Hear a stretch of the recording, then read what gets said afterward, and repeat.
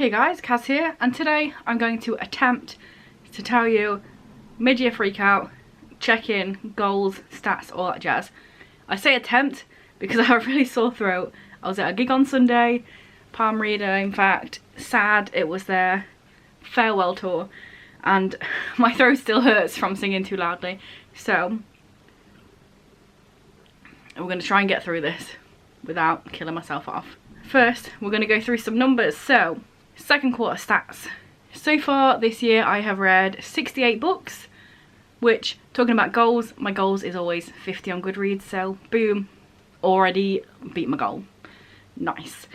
I've hauled 47 books, and another goal of mine is to read at least 50% of the books that I've hauled. So far I've read 33%, so not so much, but I have been slumpy recently, and in sort of June time I was reading a lot of stuff that I got out from the library, so makes sense, but it's definitely something that I can hit, hopefully, definitely, yes. The page count is 16,513. I don't really understand page counts in terms of what that means. I've read a lot of comics, so it's probably not as high as some other people's, so it doesn't really matter.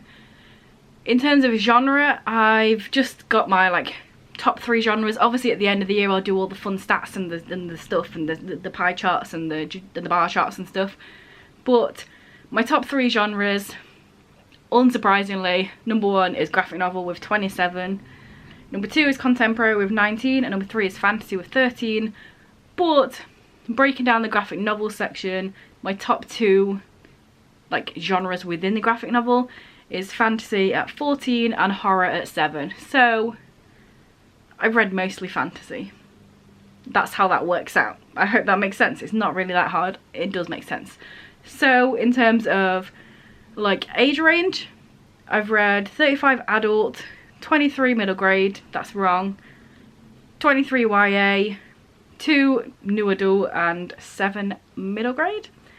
And then in terms of author, this section has been messed up because of all the comics I read. So if you did watch my June wrap up, you would have seen I read 20 something books in June, and a lot of them are comics.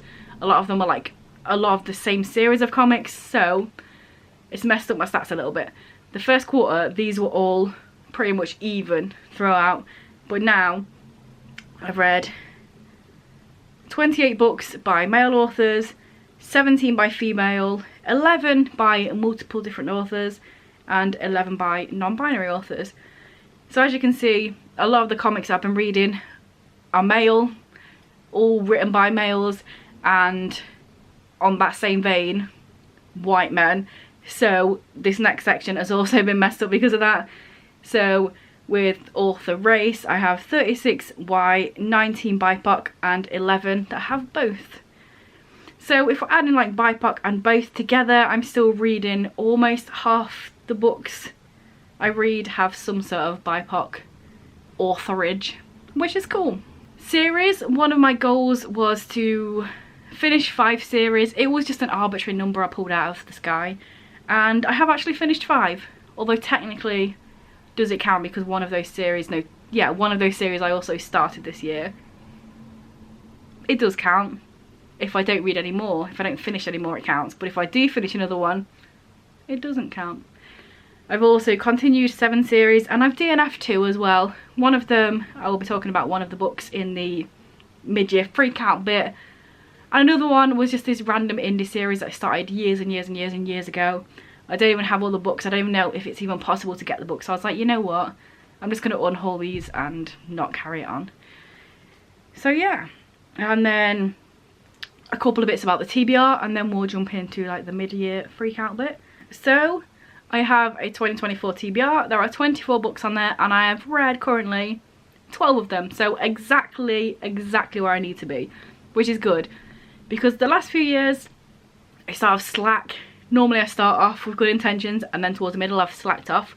But this year, I specifically made sure that I've read 2 each month, because that makes it up. 24, 2 each month. There's 12 months, you know what I mean?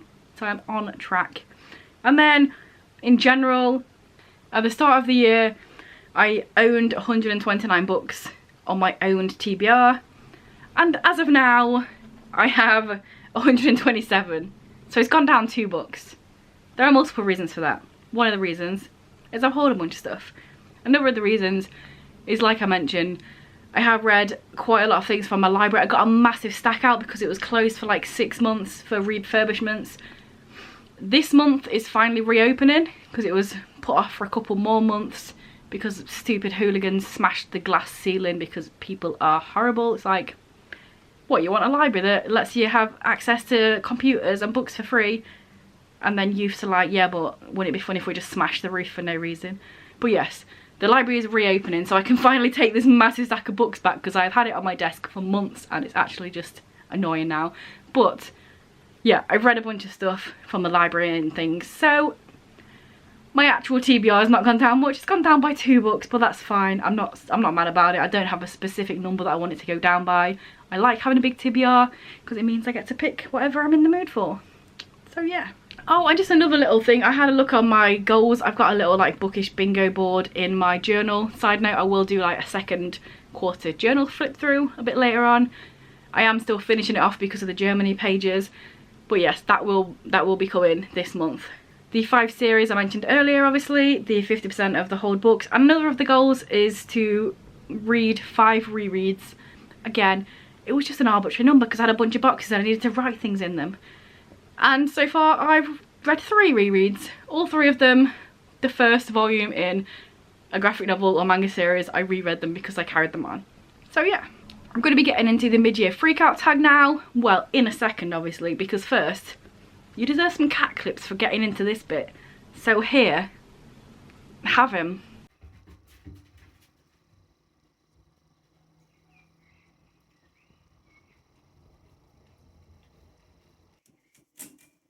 So, the first question on the mid-year freakout tag is best book of the year. This one I'm like kind of mixing up. I'm not saying the best book of the year. This is the best group of books.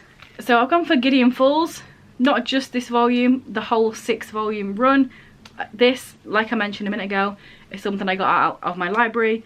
I managed to pick all 6 of them up and I read all 6 of them in June, and this series was great. Jeff Lemire and some other people. It's horror-y, supernaturally creepy stuff going on, a lot of twists and turns. Many times out loud I said, oh shit, because like crazy stuff was happening, and it was really good. So yes, this is what I'm picking for my favourite book of the year because I can do what I want. The sort of artwork in here is like this. So it's got a very specific style, but it definitely goes with like the grungy things that are going on in here. Question 2 is best sequel you've read. And for this one, I'm just gonna plop it up here. Our Dreams at Dusk. I read all 4 of them. I reread the first one because I own the first one. I read the other 3 online. And I don't know whether number 2 or number 4 would be my favourite sequel because both of those I cried at and it's really good. This is like a slice of life, but it also feels a little bit magical because all manga feels magical, even if it's set in real life. There's like weird things happening, and it's just basically set around this like community place that people can come, and it's LGBT friendly and everybody's lives is just leading, and each volume follows a main character but also bits and pieces of like the people on the periphery of this place they can all go to, and it's really good, and it's 4 volumes long and recommend. Question 3 is a new release you haven't read yet but want to, and for this one I've got 2. So first of all, Simon James Green has another book out, a middle grade, called The Double Life of Ted Amos. I don't own that yet, but it's Simon James Green, obviously I want to read it. And also The Sunshine Court by Nora Sakovic. This is volume 4 of All for the Game, and obviously realistically I should have just read it straight away, but I want to reread All for the Game first and then read The Sunshine Court, which is the reason I haven't read it. And then the reason I haven't reread All for the Game yet is because I bought the special editions from Rainbow Crate and I specifically want to read them versions when they get here. And I don't know when they're getting shipped. I think it's going to be around October time, so maybe it'll be around my birthday. That'd be fun. So yeah, when they get here, I'm going to reread them, but in that fancy version, and then read the Sunshine Court. Next question is most anticipated release of the rest of the year. No idea. I don't stay up to date with releases. It's not who I am. A lot of the time someone will mention like an author that I really like, and I'll be like, oh, they've got a new book, cool, didn't know that. Oh yeah, Sophie Gonzalez has got another one out that came out whenever this year. I've not read that yet and didn't know it existed until someone mentioned it. But in terms of releases that haven't been released yet, I don't know about any book that's ever coming out. It's just not who I am. Next question is biggest disappointment, and this will link back to one of the series that I DNF'd. It will come to no surprise if you watch my June wrap up. The Merciless Ones by Namina Fauna. I won't go into this too much because I did rant about this book at the end of my June wrap up, so watch that if you want. But just know, the first book was so interesting and intriguing, and the characters are good and the storyline was good, and then this just like, no. Everything about this book, just no. The characters are bland now, they're all 2D cutouts, nobody interacts with anybody in any sort of way that I care about. Every situation that they get into is just conveniently got out of by just like, oh, now I also have this power, or oh, now my creature can grow into a dragon, or oh, now somebody's got fire. It's just like so annoying because every single time the bad guys in here are doing anything, like something really convenient will happen, but in a really stupidly massive way, like somebody gets new powers, or you know, it's just really annoying and would not carry on. There's one more book in the series, but I DNF'd the series. It was a slog as well. Like the last 100 pages I was skimming because I was like, I want to know what's happening, but I also am really fucking irritated by this and it's boring and I don't care, but also I do care because I want to know so I can moan about it. Next question. Biggest surprise. And for this one, I had a look through everything I've read this year, and to be honest, this year hasn't been like the most amazing reading year yet.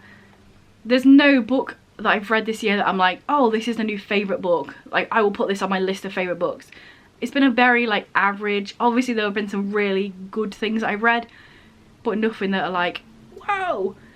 But for the biggest surprise, I've gone with In Deeper Waters by F.T. Lukens. Just because I saw people talking about this. It's like an author that I've seen floating about, and I thought, you know what, I'm going to pick up one of their books. I'm intrigued, I'm interested. So I think maybe it was on my my library app or something. Oh no, I downloaded it. No. So I was doing a readathon and one of the prompts was treat yourself. So I bought, oh yeah, I bought it. I don't need to be putting it up. 1 second. It's right here. I got confused because I read another F.T. Lukens book last month and I was thinking about that one. This one, In Deeper Waters, I bought it and I really enjoyed it. So biggest surprise, I guess. The next few questions we're going to quick fire because all the answers are the same. New favourite author? No, I don't have a new favourite author. I potentially, like, if I hadn't already read another F.T. Lukens book, maybe I would have picked F.T. Lukens, but I read, like I said, I read another one of their books in June, July, when are we? At the end of June. And it was very average, so I can't have put them in my favourite authors. I'm definitely still want to check out all the other ones, but yeah, I don't have a new favourite author. I looked through everything I read, there's nobody that jumps out. Fictional crush? No, I don't have a fictional crush. SARS. And newest favourite character? Also no. Even the books that I really enjoyed, like I mentioned earlier, Gideon Falls, there's not like a specific character that makes that book amazing. It's like the whole concept and the weird shit that's going on that's so good about that series. So it's not like a favourite character moment, you know? So no, I don't have a favourite character from any of the books. Any of the, what was it, 68? Any of the 68 things I've read already. No new favourite character. The next question is a book that made you cry. And this was like kind of another goal. So if you watched my goals video, I think I mentioned it in there, that I really like crying at books. And last year I had a really low number of like books that I cried at. I did this whole thing. I've got a shelf on Goodreads called Don't Wet the Page with Your Tears, so I know what books I cried at. And last year I didn't cry enough. So this year I was like, I need to cry at some books. And the first book I read this year, Violence Begets by P.T. Denny's, made me cry a lot. So I was very happy about that. So I'm picking this book, even though there are 7 that I could choose from. I have cried from 7 books this year. But this one was really good. And it was also like, it was also 5 stars as well. Like, imagine crying and having a 5 stars. I'm really picky about my 5 stars. Imagine having both of them straight away. But then it had like a really annoying ending, so I couldn't give it that. I gave it 4.5. But yeah, cried loads. Thanks. Next question is a book that made you happy. Ironically, this is also one of the books that made me cry. But Underway by Bob Mortimer. This is Bob Mortimer's autobiography. I cried at it, but I also laughed so many times because Bob Mortimer is a comedian, and reading this, you just read it in his voice, and there's loads of hilarious anecdotes, along with obviously some more sad things, because this whole book, all the decision of writing this book was based around him having some heart complications. He had to go into hospital and have an operation, and then this is written like the now of him having the operation and recovering from it, and then going back like, oh, this is where I started, this is when I was a lawyer, this is when I became like Vic and Bob, this is like that. And it was really good. So yeah. But I couldn't say this was my favourite character, because Bob Mortimer is not a character, he is a human being. The next question I forgot to actually look at, so I'm going to do that afterwards. So the last question, and then the second to last question in a second when I look. The last question is books you need to read by the end of the year. Like I mentioned, I have a 2024 TBR, and there are 12 books on there that I still need to read by the end of the year. Just as an example, one of them, or 3 of them, the Door of Smoke and Bone trilogy, all 3 of those books are on my 2024 TBR, so there's 3 of them for you. And then the question that I actually forgot to look at, I'm going to have to go look at my spreadsheet of all the books I bought and then like use my brain to remember what they look like. But the most beautiful book you've bought or received this year, I'm going to go and like try and figure this out with my mind. Although, technically, it could be the All for the Game books. I don't have them yet, but I have already bought them. It's like the special editions. But does that count? I don't own them yet, but I have bought them. I'll have a look anyway, but that counts. Yeah, I had a look at the spreadsheet, and none of them in my mind stand out as being really pretty. So we're going to stick with that. The All for the Game special editions, which I've bought, but I don't own yet. There you go. So yeah, that is the end of this video. I managed to get through it. I only had to drink several times. And yeah, let me know down below any of your answers to these. Do all the things if you want. Like if you want, subscribe if you want, comment if you want, but only if you want. I'm not out here forcing you guys. And yeah, I'll be back in a few days with another video. Probably should be my June wrap up, really, because it's not been wrapped up yet and it's halfway through the month. So yeah, probably that one. Bye.